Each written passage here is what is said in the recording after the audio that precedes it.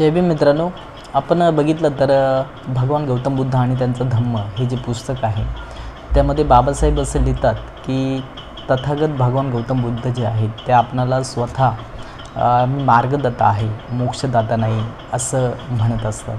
आणि म्हणून आपण बघितलं इतर धर्मांचा जो शिकवण आहे, इतर धर्मांचं जे तत्त्व आहे ते आपणाला कुठेतरी एक दैववादी विचारसरणी किंवा तुम्ही जर का त्या तत्त्वज्ञानामध्ये त्यांना जर का देव मानलं तरच ते जे आहेत ते तशा प्रकारची उपासक म्हणून तुम्हाला दीक्षा देत असतात. पण तथागत भगवान बुद्धांचा जो हा धम्म आहे त्यामध्ये त्यांनी असं म्हटलं आहे की मी मार्गदाता आहे. याचाच अर्थ जे लोक पंचशिलांचं पालन करतात, जे लोक कार्यकारण भाव समजतात, जे लोक आर्य अष्टांगिक मार्ग जवळून जाण्याचा प्रयत्न करतात ते लोक जे आहेत ते मी मार्गदाता कसा आहे हे समजून घ्यायचा प्रयत्न करत असतात. आणि म्हणून बौद्ध तत्त्वज्ञानामध्ये कोणत्याही विचाराची जी व्यक्ती आहे ती अशा प्रकारची धम्मदीक्षा जी आहे ती घेऊ शकते.